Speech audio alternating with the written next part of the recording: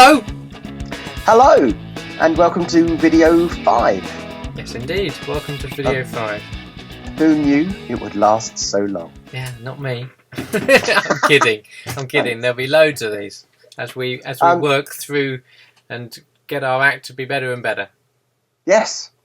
Recent videos have been quite low on detail and information. So we've talked a little bit about how we got together and who we are, with a bit of background, and then a whole video on an excuse why we hadn't done any work on Pip and Paul. So I think we need to jam as much as we can into this video. And can I just say, before you carry on, the reason we look quite strange today is because we are both incredibly busy at this particular week, and we wanted to make sure we got a video out for you, and so we're doing it over Skype, which is a first time for us, and Paul should be here. And okay, so that means you're there. Or you're going to be here. Oh man, I don't know which way round it is. We'll have to wait to see. I'm going to work out some sort of high five graphic.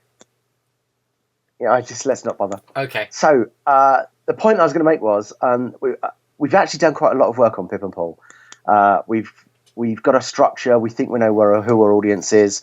I'm just going to start blurting out some of this stuff. So if I'm blurting out stuff and we later think, no, actually, we want to save that as a little surprise for people to come along to see it, or that's giving away too much of our methodology, then what we'll do is we'll bleep it or we'll cut it. So if you see some bleeps and cuts, that's why. It's just me running away with my big mouth. I get to edit these, so if you don't see Paul at all, it means that he's said way too much. So let's talk about our audience, Pip, and where we're going to go with it, and who we think we're going to do shows for. Over to you. Okay, so it's going to be a family show, and I hope that's the right way around. It's going to be a family show. So we were thinking holiday camp is a good place for those sort of audiences. Maybe local like villages who have functions for the village, that sort of thing, along with clubs, where you have social events, but mainly sort of places where there's a mixture of people, adults and children. It's going to be children friendly. It's not going to be aimed at the children in any way, shape or form, but it's going to be a family show, so it'll be child friendly. So I really want to win a competition. Okay, this is the first I've heard of this, but that's good news. Yeah, I do. I really want to win a competition with it. And cruises is a possibility. Yeah, we did discuss that as well. That sort of act. But it's a similar sort of audience again. Absolutely. Yeah, absolutely. So to all of those who said, who's our audience, it sounds like we're saying everyone. But no, actually, we're being very family specific. Yeah. Initially, so it won't be for children. It's not a children's show. It's definitely an adult show that is suitable for children. We need to make that distinction, I think. Absolutely. So there'll be lots in there that kids will like. But yeah, it's an adult show.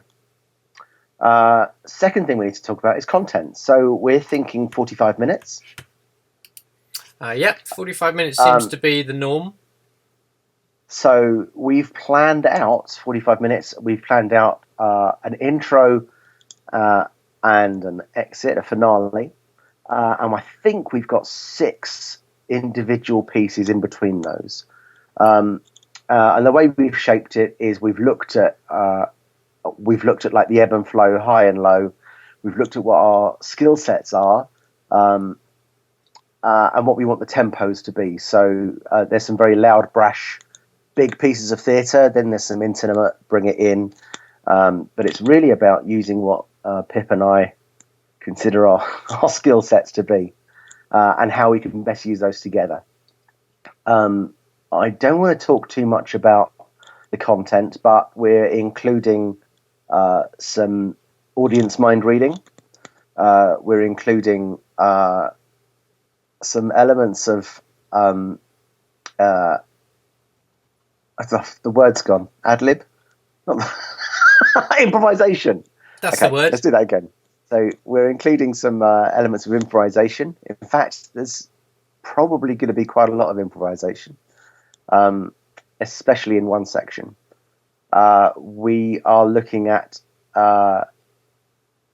some big illusions, and we're also looking at some individual twists that we've got, some ideas we've got on some pretty well-known magic, but actually, if we give it the Pip and Paul treatment, I think it'll work very well. So what's good about this stage we're at the moment is we're full of ideas. Pip's seen a lot of magic through the years, and I'm really hungry for it now. So I spend a lot of time looking up magic on YouTube, or watching TV, or looking at books and things, and just kind of thinking, how would that work for a double act? And actually, this is the most exciting time for me. God, I hope I'm to your left. Otherwise, this is going to look really. Have you got anything to add to that? No. I think that's all. That's pretty much where we are. We've already decided on our costumes. We have mentioned that in the past. We have our costumes, which we quite like. We've seen those in the ident. We've seen them in the ident, yeah. So hopefully you should be able to see those. And we've got this colour scheme going, which I think is quite good. I quite like the idea of it being nice and bright and colourful. It's just a matter of getting together, or finalising what we're actually going to do, and then starting to get everything that we need together and starting to rehearse it. And as we rehearse it, things will change, things will be added, and it'll be tweaked to be unique to us. We should probably talk about. We've had 2 or 3 people say that we should look at doing Laurel and Hardy type act, whether or not that was the whole act or at least a section. The problem is, which one would you play, Paul? We'd have to see who's best at the impersonation of each one. You're right. Okay. Big decisions. But David Berglas said that to us last night. At the Magic Circle when we saw him last night. So shout out to David Berglas. Yes, hello David Berglas. Thank you very much for watching. We're humbled and very appreciative of your viewing. Well, I certainly am. Big hero of mine. So I was thrilled that he'd been watching our episodes. So yeah, hello and thank you. Another question that's come up quite a lot for us is whether or not we're both going to be comedians, or is one of us going to be the straight man, and is that person going to be consistently the straight man, or is that going to change? It's been a tricky one, that, hasn't it? Element to element. Yeah, because I find you very funny. And I find you very peculiar. So, we'll have to see how that goes. In fact, some of the work we've done so far, I'm thinking of the mind reading work we've done, Pip. It's not clear actually in that one who is the straight man and who's the funny one. In fact, I think you're the funny one in that, and I'm the straight one.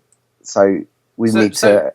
Basically, the way we've been thinking this through is we've looked at all the comedy greats, and it seems like there's always a straight man, although sometimes the roles do swap over, and so we are sort of we're tired of it as to how we should go, but I think we're tending towards the sort of one will be straight and the other will be the funny, and we'll switch on different things so that we both because I think we work well doing both roles. In fact, I think we could. You're right.